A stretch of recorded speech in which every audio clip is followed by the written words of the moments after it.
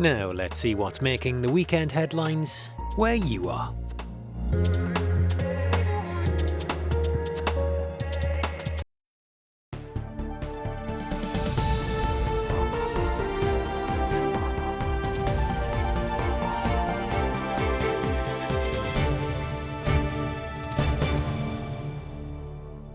Good evening.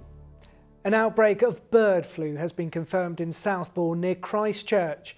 Health officials have implemented a 3-kilometre temporary control zone to prevent further spread. Council officials say the zone is focused on Castlemaine Avenue, and today we're conducting door-to-door inquiries to establish if there are any further cases in the area.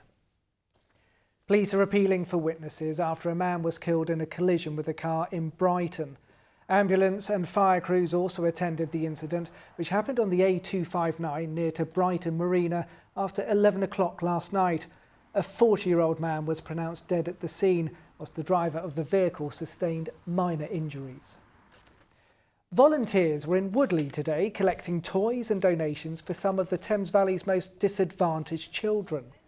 Reading Family Aid wants to ensure over 2,500 children who would potentially receive nothing this Christmas get at least one present. That's almost twice the number of children they helped last year. I think there's a range of factors. I'm sure the pandemic hasn't helped, but even in an area such as Reading that outwardly seems so prosperous, there are actually some very deprived areas of Reading and some very disadvantaged children and families, and we're just trying to help how we can. Towns and cities across the region have been turning on their Christmas lights this week, but in Newbury they decided to make a day of it.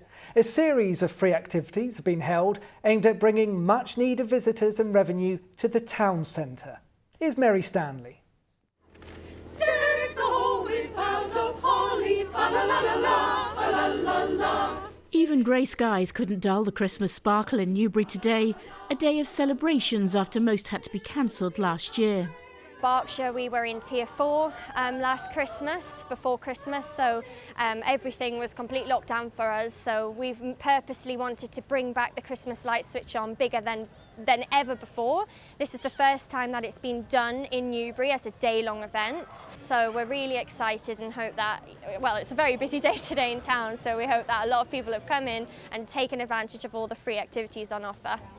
Those free activities were hosted by a range of businesses across the town, from painting decorations in the cafe to wreath making with a beer in the local pub. Today we've been decorating cupcakes and cookies, that was great, and yeah, making this, whatever this is. Yeah, it's really nice to be getting festive again after such a long time of not being festive, really. A panto workshop in the town hall. We got quite lonely last Christmas, not much happening last year, so great opportunity for kids to enjoy some festival season. Which activity I enjoyed the most was the treasure hunt. And of course meeting Santa in the shopping centre. So it's so nice to actually be able to bring the children out and do things with them. But also to put on an event like this for everybody, it's just been great. So I think definitely worth doing it again next year. Other towns and cities have turned on their Christmas lights this week, including Winchester, Southampton and Bournemouth. It's hoped the festivities will bring visitors back to the high streets, which have struggled in the last year. Jingle bells, jingle all the way. Newbury's lights will be turned on later this evening, with the celebrations continuing into the night. Mary Stanley, ITV News, Newbury.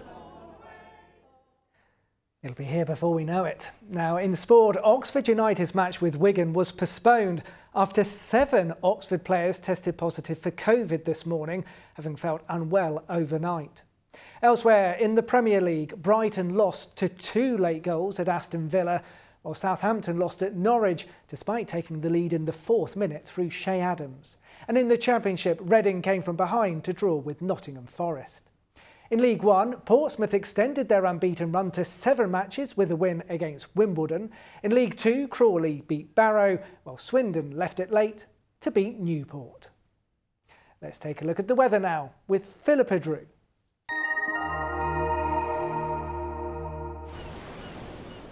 Feels like home, whatever the weather. Valent Boilers and Heat Pumps sponsors ITV Meridian Weather.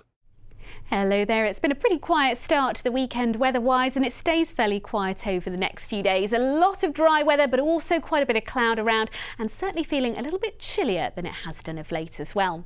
So we'll have a weak cold front sinking its way southwards overnight tonight, not amounting to very much, and behind it high pressure building in for a few days. But worth noting, by the middle part of the new week, another cold front sneaking its way towards us.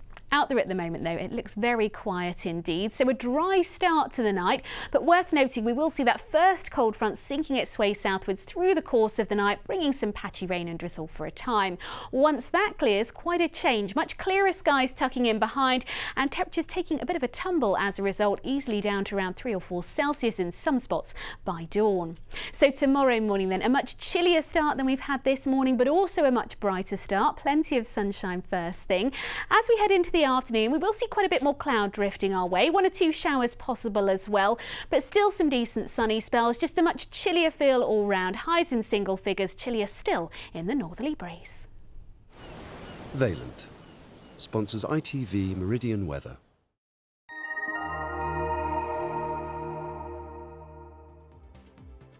The cold front on its way then in the next few days. Wrap up well. Well, that's it from the weekend team. We are back tomorrow at 5:15 with our news, but from all of the team here, have a great evening. Bye-bye.